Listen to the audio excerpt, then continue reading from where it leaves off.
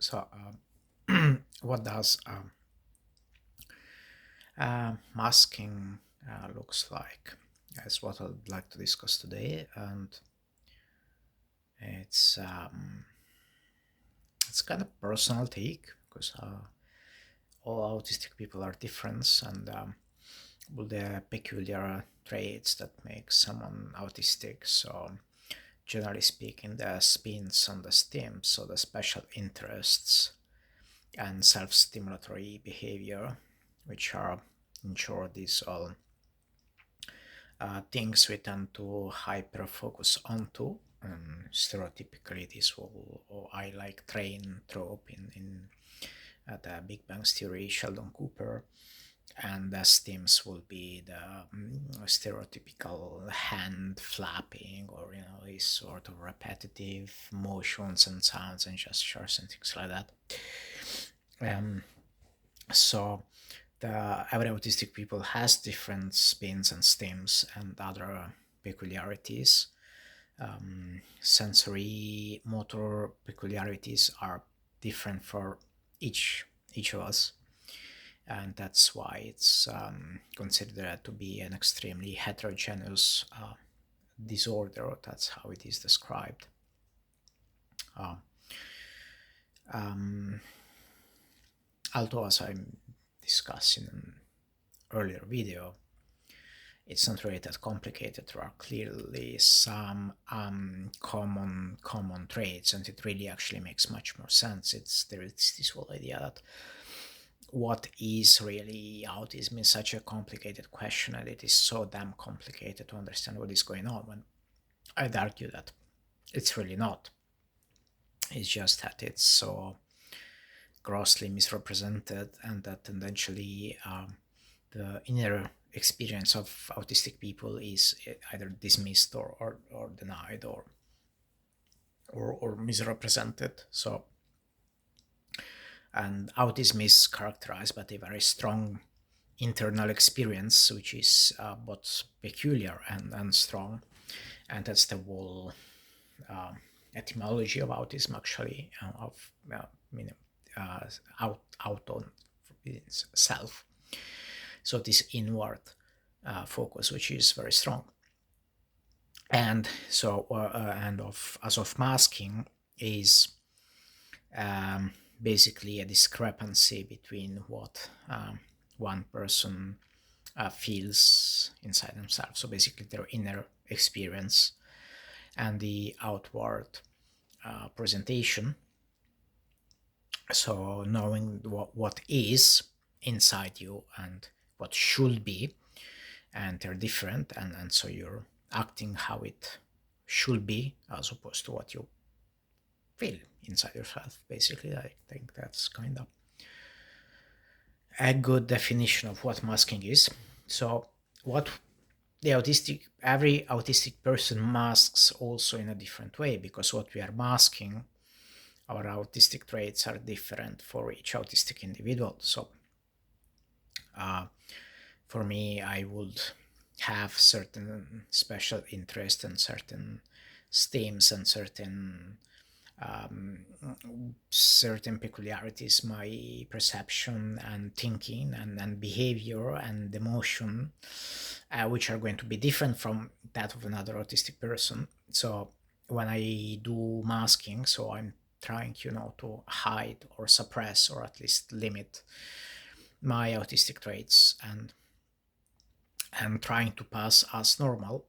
I do mask on three separate things, actually, not just autism. I have other two things that eventually I engage in masking behavior towards, but that's beyond the point. So one I can, so, doesn't matter. Anyways, so what I, by definition, masking is going to be very different for every autistic person, because what they are masking is different for every autistic person, because it's so heterogeneous and every autistic person is different. So to look more normal and not be seen as diverse or divergent or or disordered or diseased or disabled, how we are described if we don't mask, is so exactly what we are hiding or suppressing or masking is different for each one. So this is more of a personal take on what masking look like for me personally, and the way my mind works, and what I try to hide, and tendentially is, the main things are, I'm an extremely curious and passionate, and caring person. I tend to, uh, when I get close to someone, I tend to give like really my full heart and go to extreme lengths for those few people I let in, and arguably that's a um, uh, more than is considered to be normal or healthy, even healthy boundaries and things of that sort.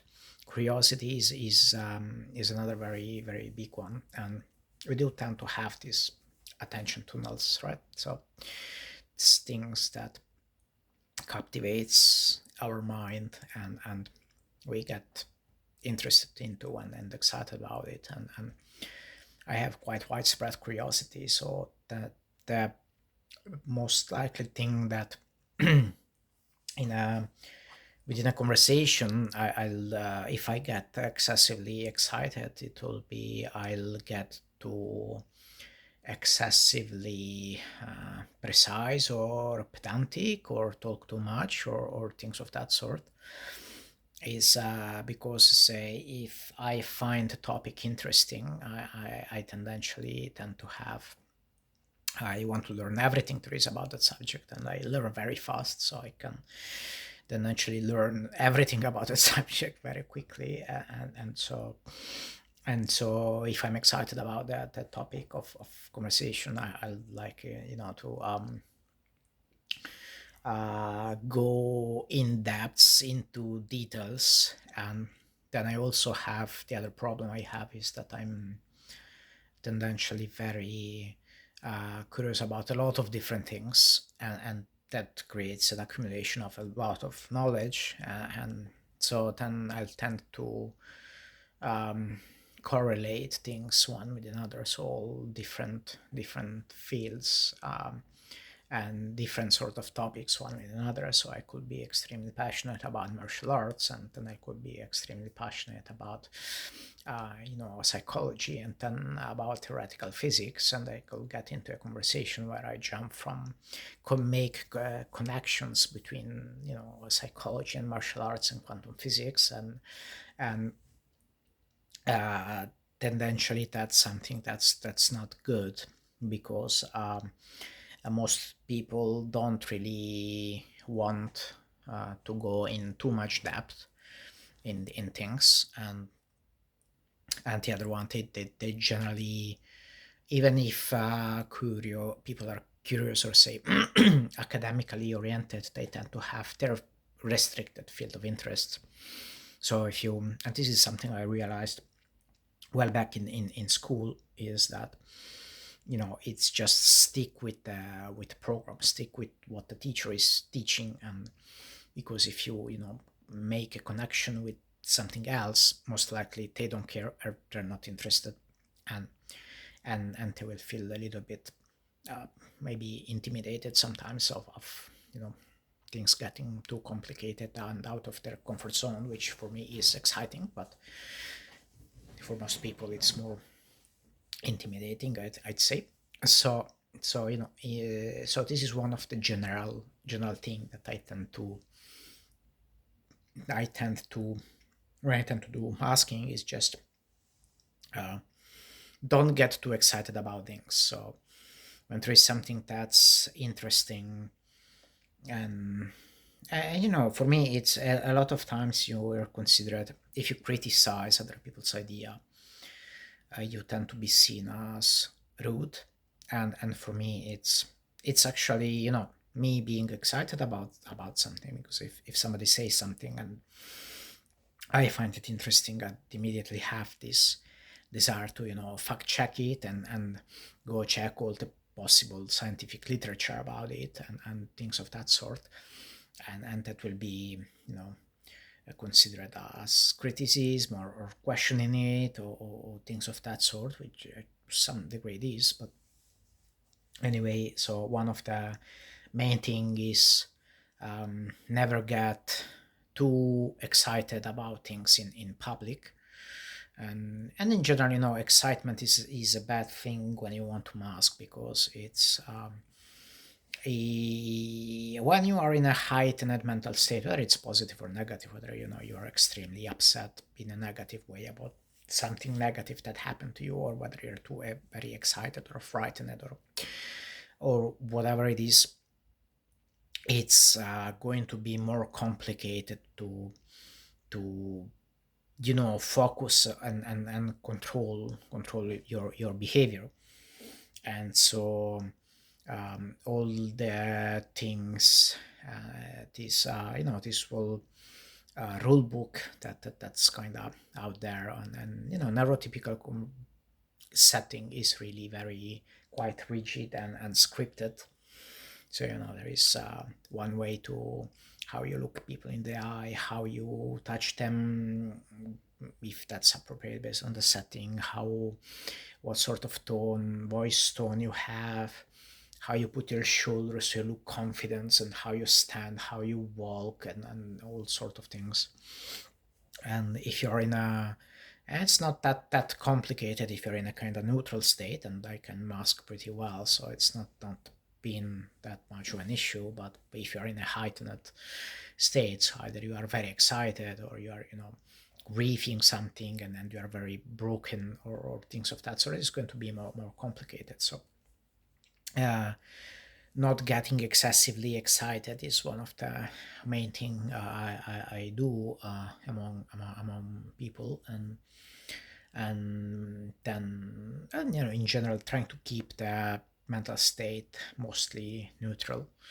And the other thing is not getting too divergent, and oftentimes having this saying something just in sort of a copy past behavior. So you say, okay, you've seen people do this, and they respond positively to being say things in a certain way or using certain specific words, and then you just basically imitate, and that's reacted to positively, and it's reacted to negatively if you don't, because then you come off as weird. And one of the thing is, in autistic people, our cognition is very divergent.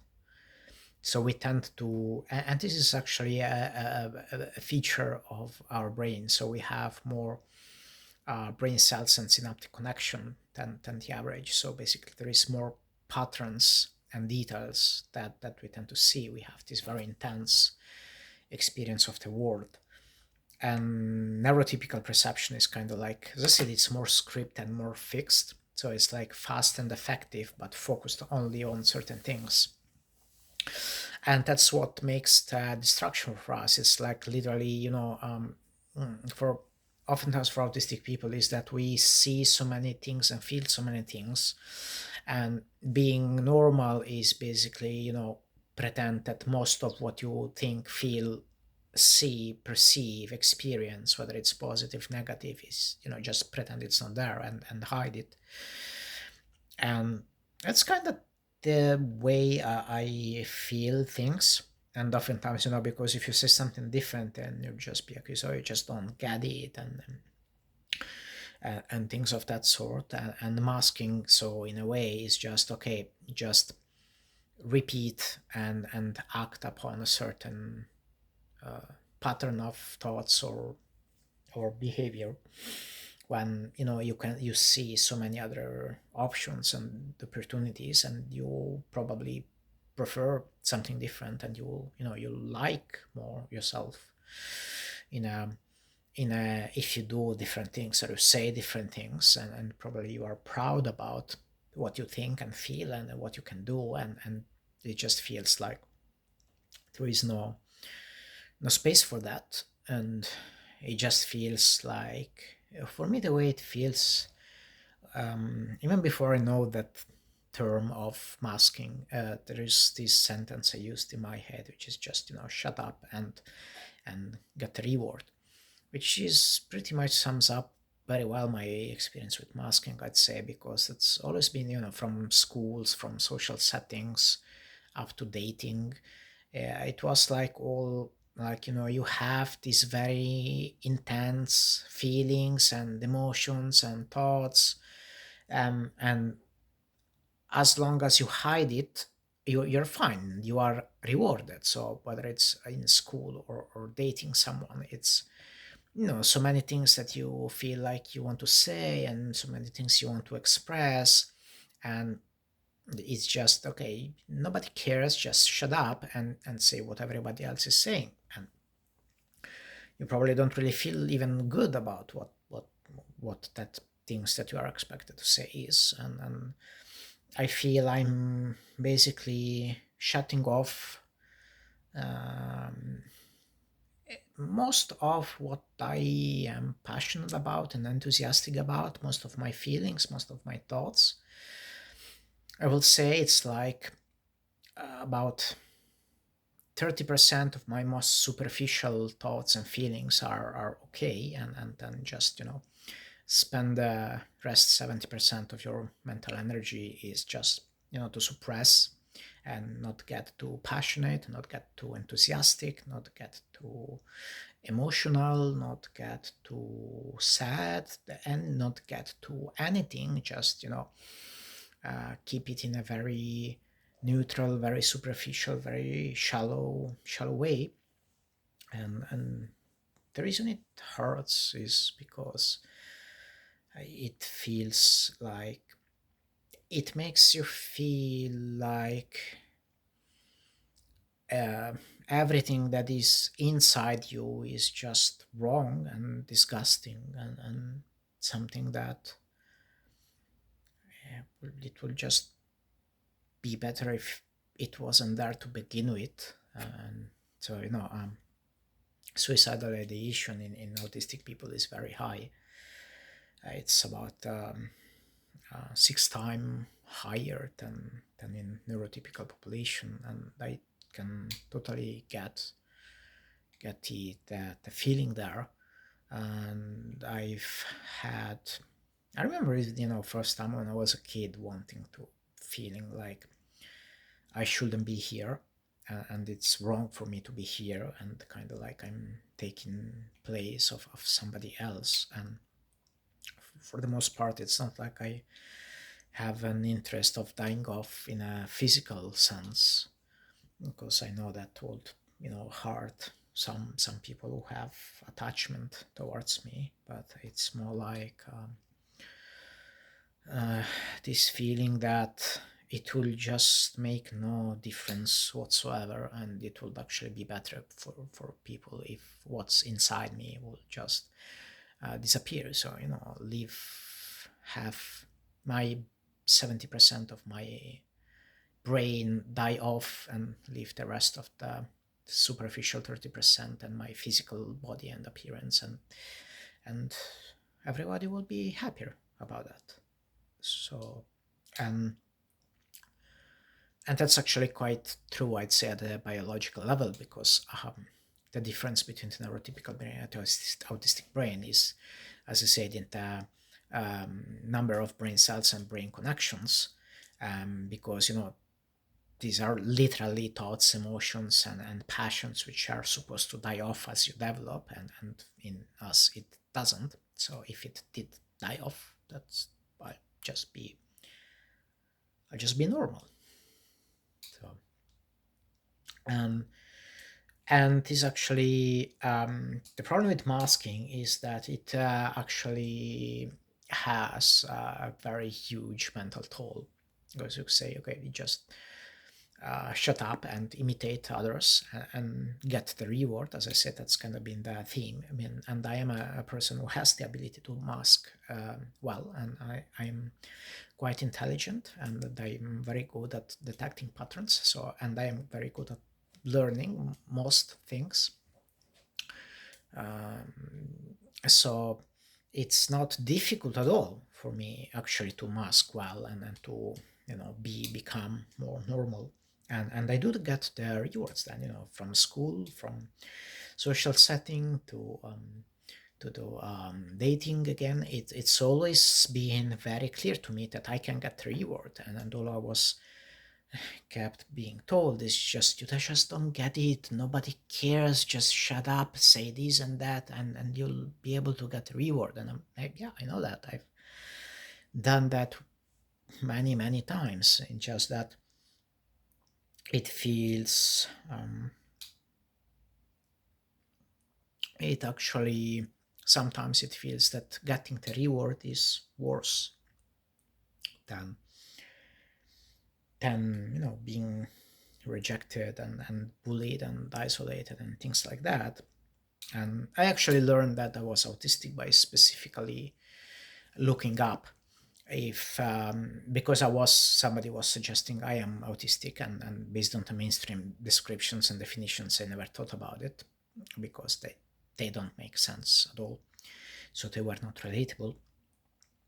But then I just kind of wanted to uh, figure out if there was a similarity, and I searched on Google something like I don't remember exactly what I searched, but like, do you feel more lonely when people love you or like you or accept you? And that's how I discovered what masking is, what autism is from the inside as opposed to the external description, and that's very fitting. So that's exactly the point. Masking, being accepted and loved when you mask is actually more damaging, I'd say, than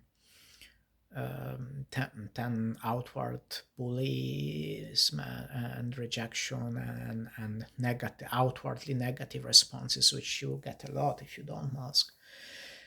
But the part of being accepted and liked so much is actually worse, because you know that, at times, maybe some people who are not good in at masking, there are autistic people who just lack their social skills and things like that, so they feel that, if you had learned to mask well, if you had that social skills, then you will feel better. And what I can say is that you get the external reward, you get people to like you, you get people to appreciate you, you have to get some positive feelings of feeling so powerful and so accepted, and like people who do so much for you and are so nice to you, and things of that sort. uh, it's actually what creates the greatest feelings of pain and isolation, because it demonstrates to you that there's nothing really wrong with you. It's not like you are too ugly. It's not like you smell badly, or you're not like you are an evil person. It's not like you are somebody who is undeserving of love. It's just there's literally nothing with you except everything that's inside you. So as long as you hide everything that's inside you, everybody likes you so much. So that's exactly what gives you that feeling that, I just wish I wasn't here to begin with. I just, you wish your this inner experience of yours, all this enthusiasm and passion that you feel, it will just die off, and then you will be more focused on this. So no, in this context you say this and that, and you say it like this, and then you look like this, and you make such a nice smile, and then you touch the shoulder, and that's all there is. And so if you just had the ability to shut off everything that's going on inside you, and that you are so passionate and then enthusiastic and emotional about, then you'll have no problem, and you will be um, I'd say it's been a big bummer in my life because I feel I care so much. Am so loyal and so committed and so caring, and I have struggled on many things and overcome it, and I have learned so many things, and I feel I have good values and things of that sort. And at the end of the day, you realize that it doesn't really matter how much you learn, how much you can do, what you can achieve, what you can overcome. At the end of the day, the things that you are the most going to be appreciated about is about just shutting up, shut up and get a reward. Don't show what's inside you, and then you're perfectly fine. Imitate someone else, how someone else speaks and talks, and you're perfectly fine. So that's exactly what makes you feel that the only things that's really hideous and disgusting and that needs to be hidden and needs to be hated and covered and the only thing to be ashamed of is just what's most of what's inside you. And as long as you can shut it off or avoid expressing it, or just shut up about it, then you're good. And it's so weird because in my inner experience, I just feel I feel so lacking sincerity and authenticity, genuinity, commitment, passion, focus, enthusiasm. And so I don't really like my masked version because I feel I'm losing, shutting off almost everything I am proud of. And when I do mask effectively, and I have done that, I just feel very shallow and very banal and very, um, I'm not so confident because, I feel like I need to hide myself, and this whole thing, oh, this is how you, yeah, I find it so weird that, this is how people will decide that you're, strong and sincere and confident. And I'm like, okay, so you're telling me that if I am so much lacking confidence that I don't really care about what I'm saying, but just trying to fake some signals through my walk and my facial expression and my shoulder position on how confident I am, then I'm genuine and confident and strong. And that's like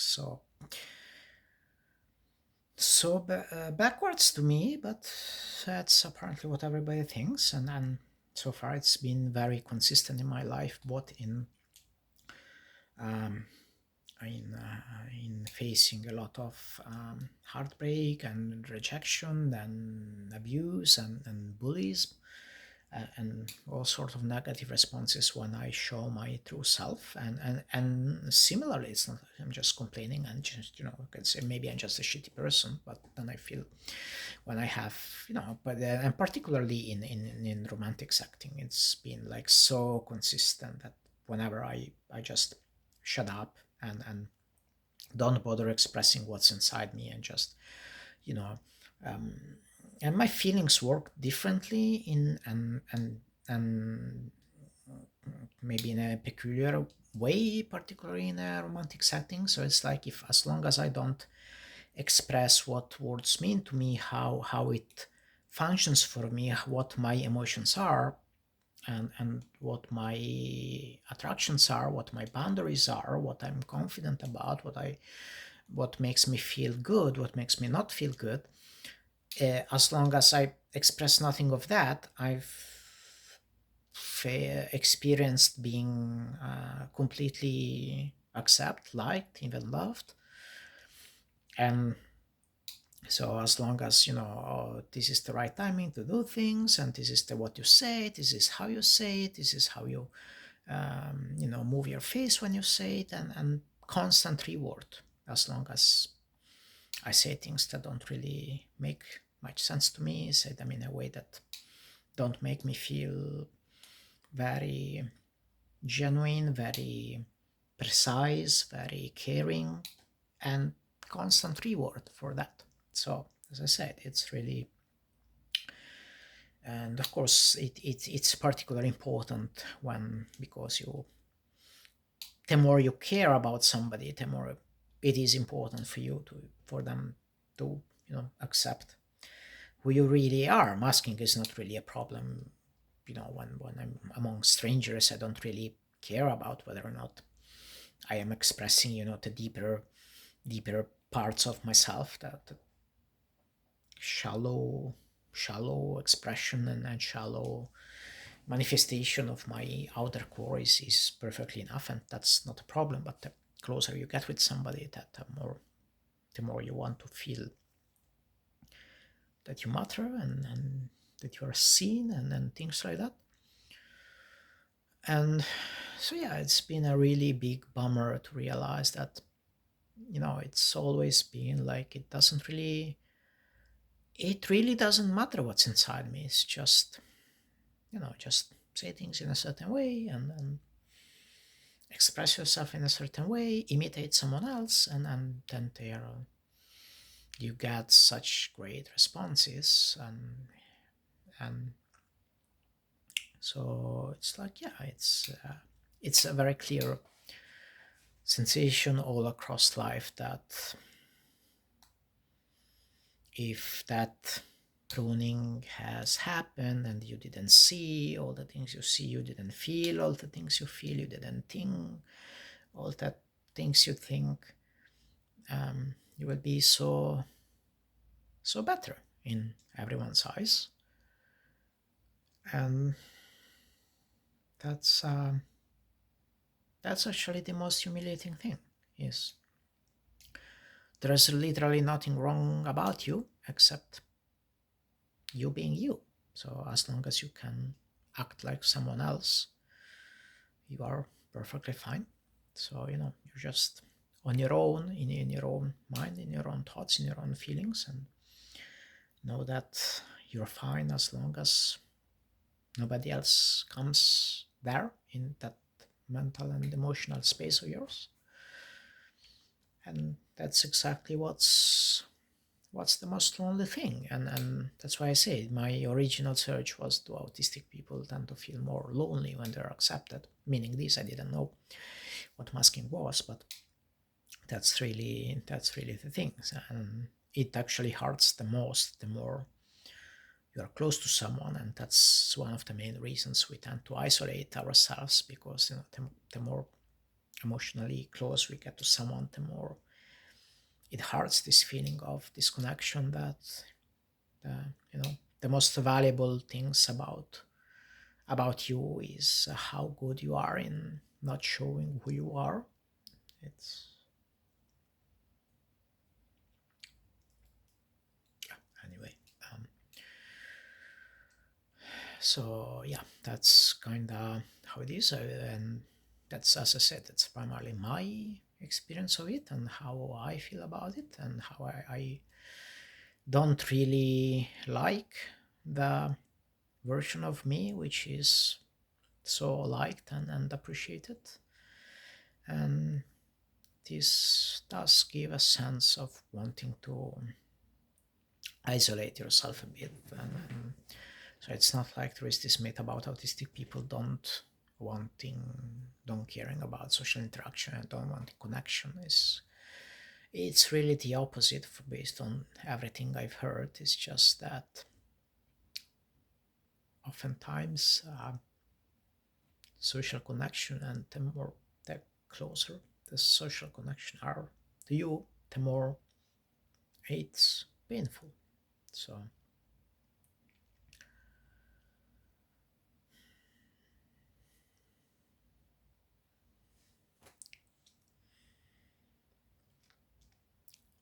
So yeah, the choices are more or less um, be on your own, and be you and be on your own, or be, rejected, or bullied and things like that.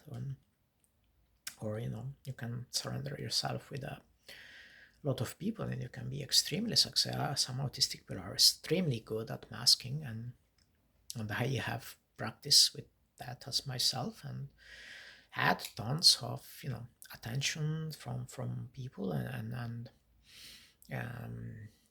professional, academic, mm, rewards, and in personal life, a lot of romantic attention, and so much, attraction and care and respect.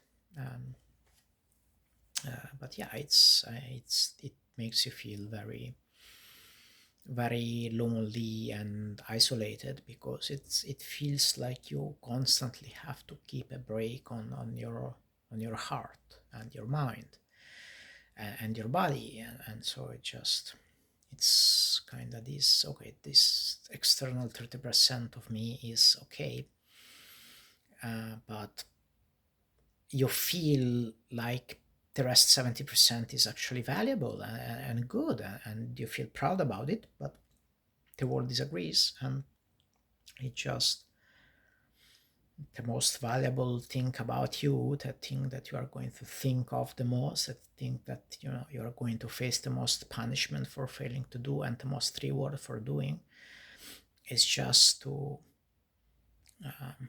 keep that 70% hidden, and covered up, as it is something hideous and monstrous. And that's the that's what creates this connection between this external experience and the internal experience, and creates this sense of loneliness and isolation.